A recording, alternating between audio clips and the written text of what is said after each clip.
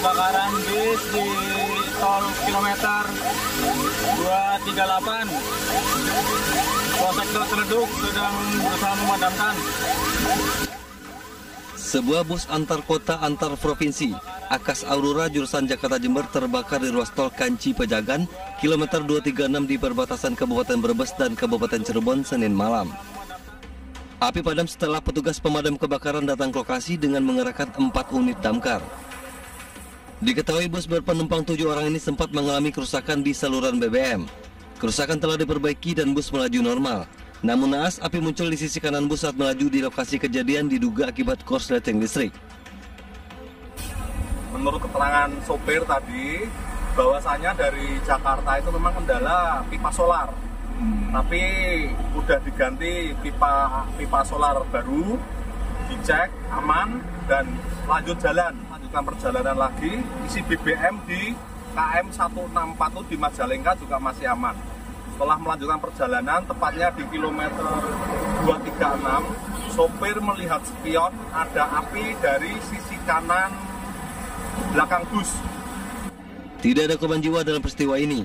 Para penumpang selamat dan melanjutkan perjalanan dengan bus cadangan. Hingga kini polisi masih menyelidiki penyebab pasti kebakaran bus tersebut. Dari Cirebon, Jawa Barat, Toh Iskandar, iNews melaporkan.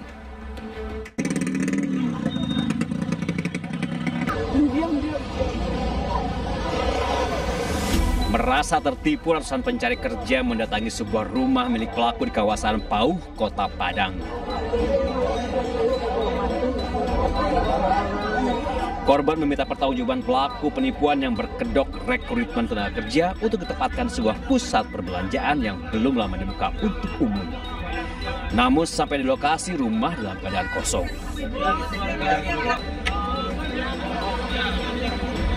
Dengan penuh kemarahan, ratusan korban menuju Mapolresta Padang untuk melaporkan penipuan yang mereka alami. Selain mengaku sebagai panitia penerimaan pegawai, para pelaku juga menjanjikan posisi strategis seperti security, bagian gudang, administrasi, hingga manajer dengan syarat korban harus membayar uang sesuai posisi yang dipilih. Awalnya tuh dapat dari teman, Bang. Tadi diiming-imingin dapat kerja, terus diterima.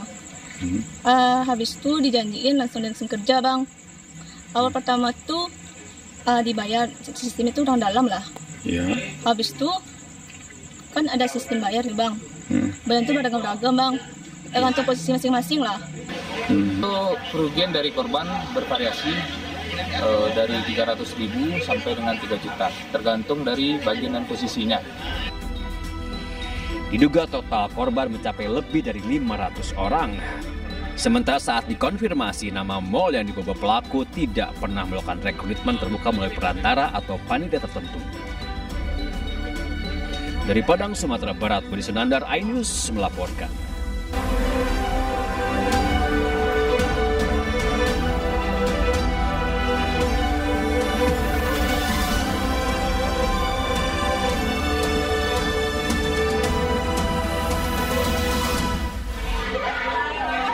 Sidang vonis pra-peradilan penetapan tersangka di Pengadilan Negeri Soasio, Kota Tidore berujung ricuh.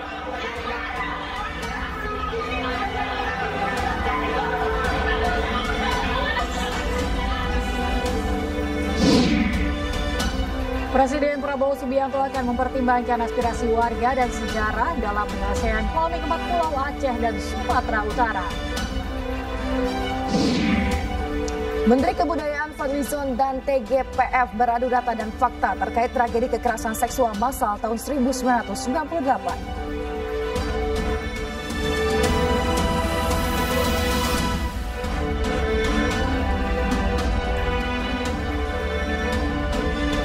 Halo, selamat pagi pemirsa. News Pagi kembali hadir melengkapi informasi Anda pagi hari ini. Selain 3 berita utama tadi, sejumlah informasi menarik lainnya juga telah kami siapkan untuk Anda. Bersama saya, Yasmina Tania. Dan saya Galuh Pandu, inilah News Pagi selengkapnya.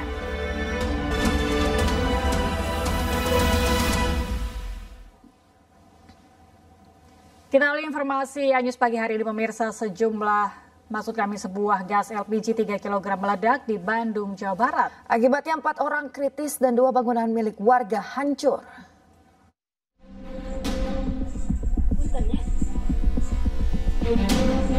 Inilah video amatir warga memperlihatkan kondisi rumah yang hancur akibat ledakan gas bocor di kawasan Jalan Rahayu, Kecamatan Andir, Kota Bandung.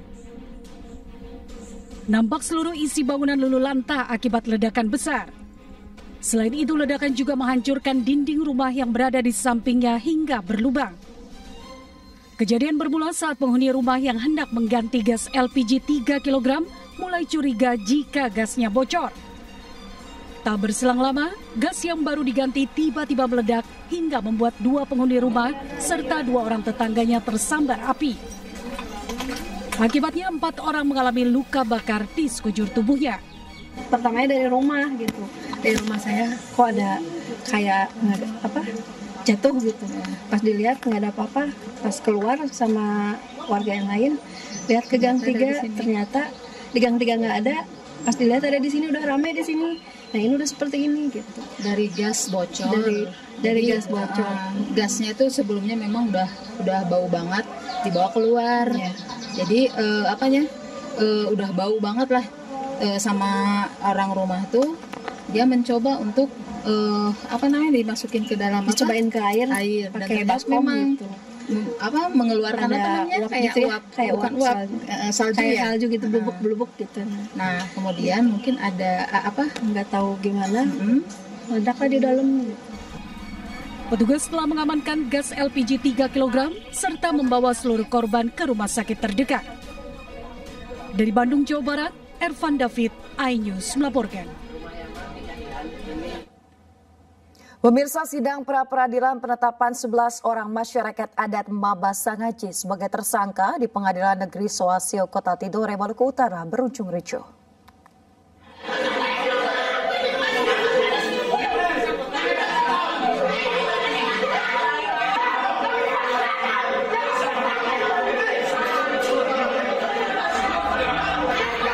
Sidang pra-peradilan 11 tersangka masyarakat adat Mabasangaji, Halmahera Timur, yang digelar di Pengadilan Negeri Soasio, Kota Tidore, Kepulauan Maluku Utara berlangsung ricuh.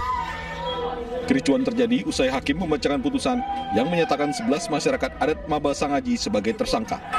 Masyarakat dengan penerapan fasilitas negara ini perlu dipertanyakan. Mana yang bersuara tentang kebetulan? Gua ditangkap, gua dijadikan tersangka. Keluarga korban yang mengikuti sidang tidak terima dengan putusan hakim hingga berujung ricuh dan sejumlah keluarga dari 11 tersangka histeris hingga pingsan.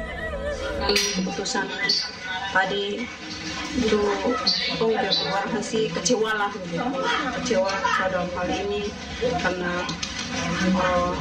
sesuai dengan pengadilan punya putusan itu, soal keluarga sama sedih. Pihak kepolisian yang mengawal jalannya sidang berupaya menenangkan keluarga para tersangka yang terus mengamuk di depan pintu pengadilan. Selama kami masih bisa mengontrol mereka, kami anggap itu hal yang biasa. Dalam satu kegiatan unjuk rasa, hal-hal begitu adalah hal yang biasa. Sidang pra-peradilan bentuk upaya dari keluarga masyarakat adat terhadap 11 orang yang dijadikan tersangka oleh Polda Maluku Utara atas beberapa tuduhan kriminal terhadap aktivitas perusahaan tambang nikel PT Posion Kabupaten Halmahera Timur. Dari Ternate, Maluku Utara, Ismail Sangaji, iNews melaporkan. Pemirsa, oknum prajurit TNI Angkatan Laut kelas 1 Jumran yang membunuh seorang wartawati divonis hukuman penjara seumur hidup oleh Pengadilan Militer Banjarmasin, Kalimantan Selatan. Jumran juga dipecat dari Kesatuan TNI AL.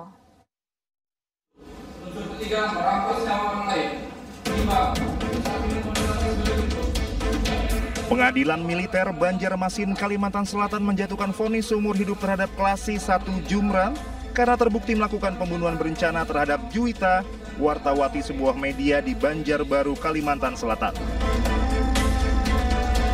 Jumran juga dipecat dari Kesatuan TNI Angkatan Laut sejak vonis dibacakan majelis hakim. Di mana putusannya sesuai dengan tuntutan dari auditor militer, di mana pidana pokok penjara selama seumur hidup dan pidana tambahan dipecat dari dinas militer.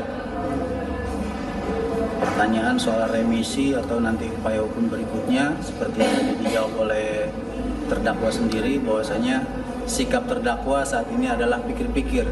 Jadi kita belum mengetahui putusan apa yang diambil oleh terdakwa. Namun pihak keluarga melalui kuasa hukumnya menyatakan tidak puas atas vonis seumur hidup atas Jumran. Keluarga menginginkan Jumran dihukum mati. Sepakat dengan keluarga tadi, khususnya dengan Bang Praja dan orang tua korban, bahwa putusan hari ini yang sifatnya sumber itu belum memberikan rasa keadilan bagi keluarga korban, bahkan bagi kita yang hadir di ruangan ini. Mengapa demikian? Karena yang seharusnya dari tuntutan itu adalah hukuman mati, putusannya pun bisa lebih dari hukuman mati itu. Dasarnya apa? Dengan cara ultra petita, hakim boleh mengambil putusan di atas dari tuntutan. Kuasa hukum keluarga korban, Fazri, menegaskan pihaknya akan terus mengawal kasus ini agar dugaan adanya pelaku lain dalam kasus pembunuhan Juwita ini dapat diungkap. Dari Kota Baru, Banjarbaru, Kalimantan Selatan, Sairi iNews melaporkan. Pemirsa, Kementerian Dalam Negeri evaluasi status 4 pulau yang menjadi rebutan antara Provinsi Aceh dan Sumatera Utara. Data dan informasi terbaru terkait 4 pulau tersebut akan dilaporkan ke Presiden Prabowo Subianto. Rapat yang sangat penting ini. Rapat ini dihadiri oleh seluruh pihak yang terkait langsung dalam proses-proses penentuan batas wilayah, penamaan kode, dan kegiatan yang terkait dengan identifikasi rupa bumi secara nasional. Hadir Sekjen Kementerian Pertahanan, kemudian hadir juga Kepala Badan Informasi dan Geospasial, dan seluruh pihak ya, dari Angkatan Laut, Angkatan Darat, dan berbagai pihak, termasuk juga para pelaku sejarah, jajaran Kemendagri yang tadi langsung juga dihadirkan agar memberikan perspektif langsung terkait dengan proses yang ada sampai saat ini. Yang pertama, perlu kami luruskan mengenai opini yang selama ini beredar di pemberitaan dan di publik, bahwa ada hal-hal yang sifatnya terlalu spekulatif terkait dengan keputusan Menteri Dalam Negeri yang mengait kepada status 4 pulau tadi. Jadi yang terjadi adalah sebetulnya pemutakhiran data terkait dengan kode wilayah atas seluruh wilayah di Indonesia. Jadi Bapak Menteri tidak spesifik hanya menandatangani wilayah Sumatera Utara dan Aceh saja atau 4 pulau saja, tapi seluruh Indonesia.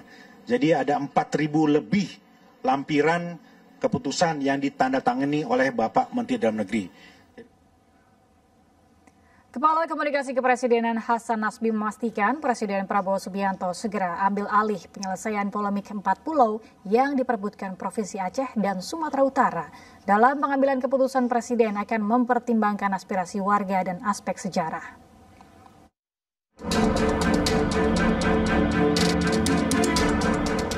Presiden Prabowo Subianto akan menangani langsung sengketa kepemilikan pulau antara Provinsi Aceh dengan Sumatera Utara. Menurut Kepala Komunikasi Kepresidenan Hasan Nasbi, Presiden akan segera mengambil keputusan terkait polemik 4 pulau Aceh yang masuk ke dalam wilayah Tapanuli Tengah, Sumatera Utara. Kira-kira ada aspirasi-aspirasi yang berbeda antara beberapa dua daerah di dalam negara kesatuan Republik Indonesia tentang pulau-pulau tertentu.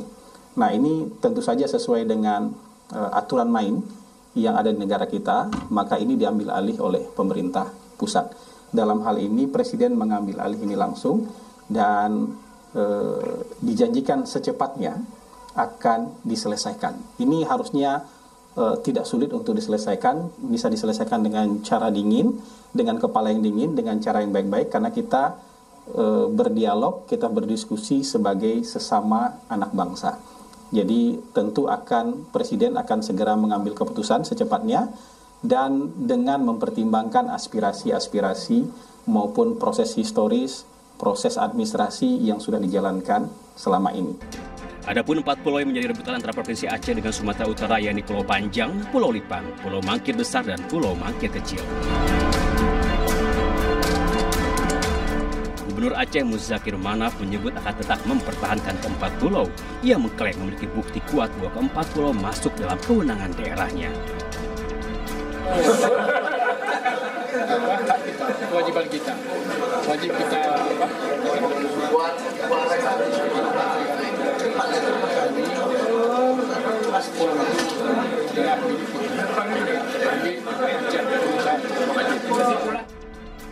Kisruh bermula usai Kementerian Dalam Negeri memutuskan 4 pulau dinyatakan masuk ke wilayah Kabupaten Tapanuli Tengah, Provinsi Sumatera Utara. Mendagri Tito Karnavian menegaskan pemerintah pusat tidak memiliki kepentingan pribadi dan hanya ingin menyelesaikan masalah batas wilayah secara objektif. Tim Liputan iNews melaporkan. Pemirsa, viral di media sosial, seorang pengamen tunanetra mengamuk saat hendak ditertibkan oleh petugas gabungan di Kota Pematang Siantar, Sumatera Utara. Pengamen tersebut melawan saat akan diangkat secara paksa oleh petugas.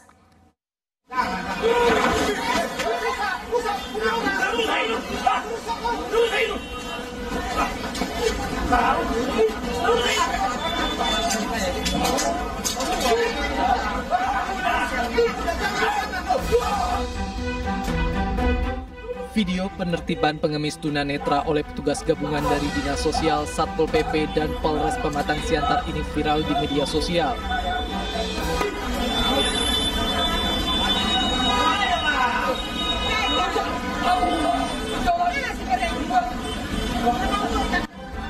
Pengamen yang diketahui bernama Heri Hulu ini menolak dibawa oleh petugas. Saat petugas ingin mengangkatnya, Heri mengamuk memukul petugas. Wali Kota Pematang Siantar mengaku telah berkomunikasi dan mengundang Heri ke rumah dinasnya. Saya undang datang ke rumah wali kota ya. Ya happy kok dia, dan dia katanya ahli izin, dia mau beralih profesi, nggak lagi minta mau jadi gubernur. Artinya pemerintah kota memfasilitasi Pak? Kira-kira begitu, ya mendukung sepenuhnya malah ya.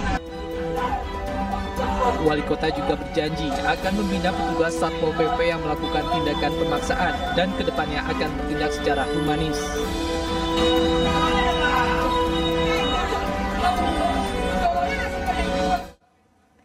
Kepergok pencuri motor yang terparkir di depan rumah seorang pria bertato mengancam korban dengan senjata tajam. Naas, tindakan ini malah memicu kemarahan warga hingga berujung pada aksi main hakim sendiri.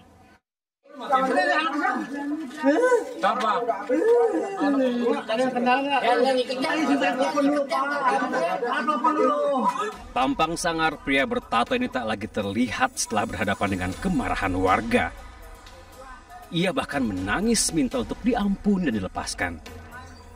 Menanggapi sikap pelaku yang memelas ini, kemarahan warga kampung Pancol atas Pancolan Mas Depok, Jawa Barat tak pupus. Sejumlah warga terus menghakiminya hingga babak belur. Warga kesal lantaran pelaku sempat mengancam korban dengan senjata tajam saat akan merampas motor korbannya. Mana Mbak ya temuin pisau itu? Diginiin ke Bu Eli, kan Bu Eli kan mau teriak, maling gitu, diginiin. Maksudnya jangan sampai dia teriak mungkin. Oh, berarti sempat diancam dengan pisau? Guna pemeriksaan lebih lanjut, pelaku berikut barang bukti dibawa ke Mapolsek Pancolan Mas Depok. Dari Depok, Jawa Barat, Yung Rizky iNews melaporkan. Pemirsa, gara-gara utang piutang, seorang ibu rumah tangga dianiaya 2 teman wanitanya hingga tewas di Cilegon, Banten. Kasus terungkap saat para pelaku membawa korban ke rumah sakit dengan taksi online.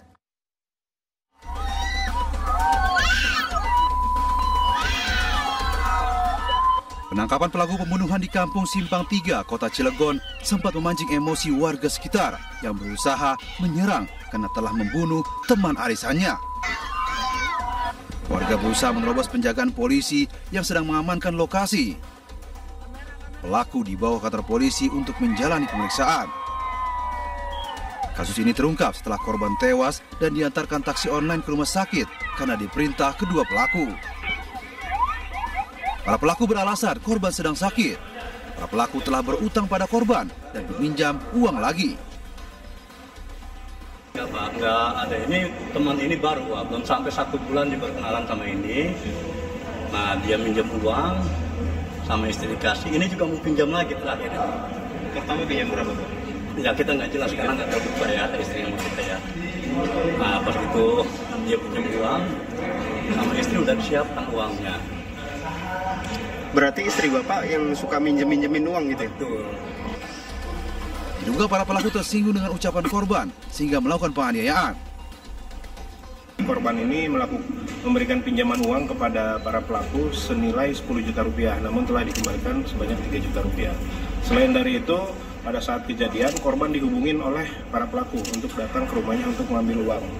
Ternyata sampai di sana ada cekcok mulut yang menurut keterangan dari para pelaku sempat melakukan pengejekan kepada pelaku sehingga pelaku sakit hati dan melakukan penyekapan sampailah korban kehilangan nyawa.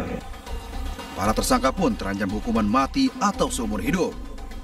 Dari Cilegon, Banten, Iskandar Nasution melaporkan. Di Depok, Jawa Barat, pemirsa, 2 pelaku ganjal ATM ditangkap polisi saat beraksi di sebuah minimarket. Modusnya dengan berpura-pura membantu saat kartu ATM korban tersangkut.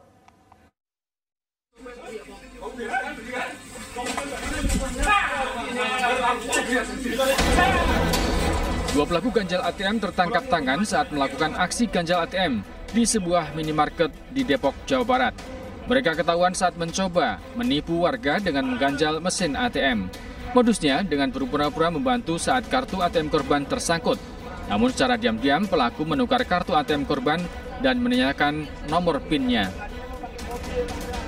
Hasil penyelidikan polisi, salah seorang pelaku diketahui merupakan residivis atas kasus yang sama. Mereka kerap beraksi di sejumlah daerah seperti Bekasi, Bandung, Serang, dan Cilegon. Ketika ada warga yang hendak mengambil uang melalui ATM tadi yang sudah terganjal itu, sehingga tidak bisa masuk karena sudah diganjal dengan lidi yang memang sudah dipersiapkan oleh pelaku. Akibat perbuatannya, pelaku dikenakan pasal 363 Junto 53 tentang percobaan pencurian dengan pemberatan dengan ancaman hukuman 7 tahun penjara. Dari Depok, Jawa Barat, Yung Rizky, iNews melaporkan. Pemirsa, diduga melakukan pelecehan seksual terhadap anak di bawah umur, seorang karyawan minimarket di Tangerang, Banten diamankan warga. Pelaku nyaris diamuk warga saat diamankan.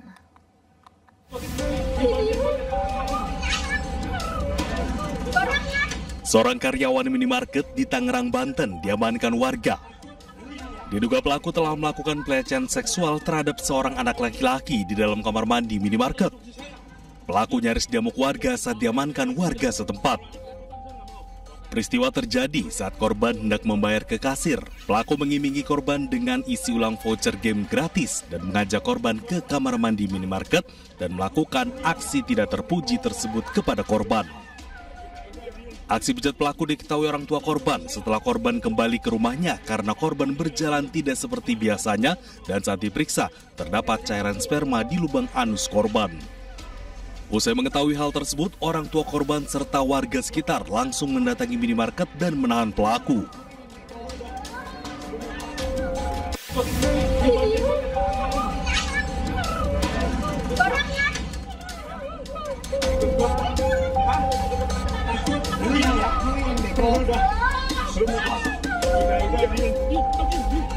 Instruksi saya, diam.